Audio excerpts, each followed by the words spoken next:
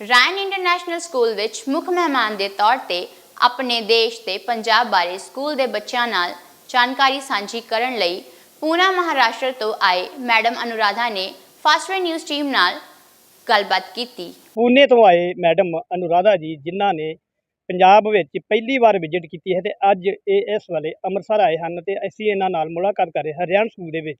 मेरा नाम है अनुराधा गोखले।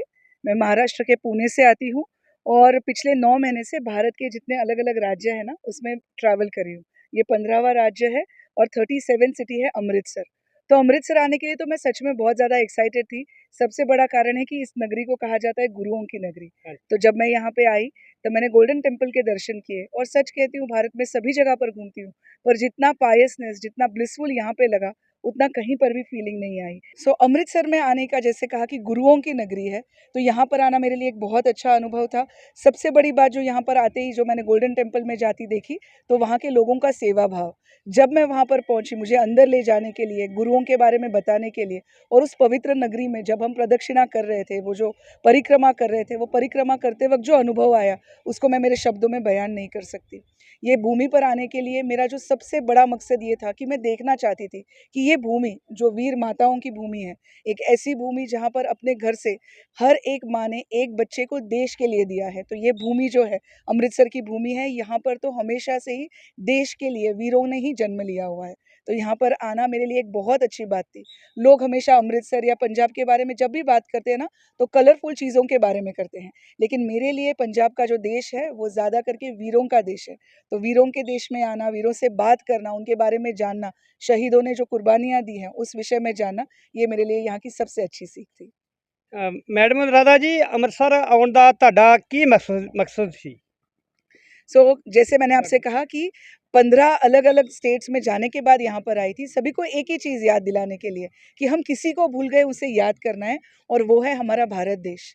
जैसे मैंने अभी कहा कि वीरों का देश है वीरों की भूमि है तो यहाँ पर आने का मकसद यही था कि वीरों की भूमि में आकर ये जानूँ कि ऐसी क्या बात थी जो हमारे जो भगत सिंह जी हैं जो जलियांवाला बाग में हमारे जो इतने सारे लोगों ने अपनी कुर्बानियाँ दी है ऐसा क्या है इस भूमि में जिस वजह से ये किया।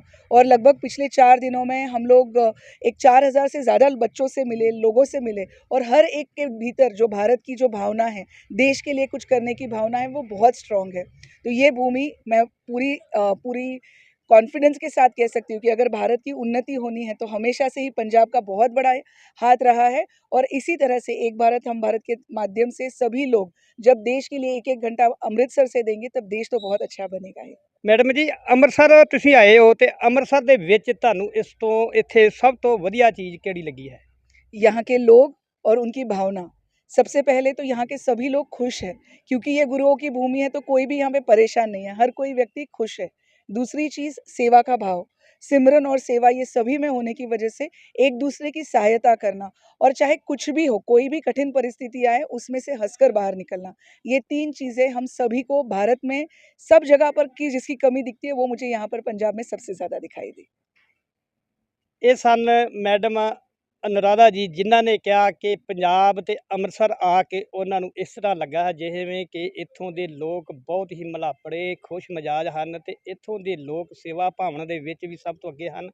ਤੇ ਸਭ ਤੋਂ ਵੱਡੀ ਗੱਲ ਪੰਜਾਬ ਦੇ ਲੋਕਾਂ ਦੇ ਪੰਜਾਬ ਨੇ ਦੇਸ਼ ਦੀ ਤਰੱਕੀ ਵਿੱਚ ਬਹੁਤ ਜ਼ਿਆਦਾ ਹਿੱਸਾ ਪਾਇਆ ਹੈ ਤੇ ਦੇਸ਼ ਦੀ ਆਜ਼ਾਦੀ ਵਿੱਚ ਵੀ ਪੰਜਾਬੀ ਸਭ ਤੋਂ ਮੋਹਰੇ ਹੋ ਕੇ ਲੜੇ ਹਨ।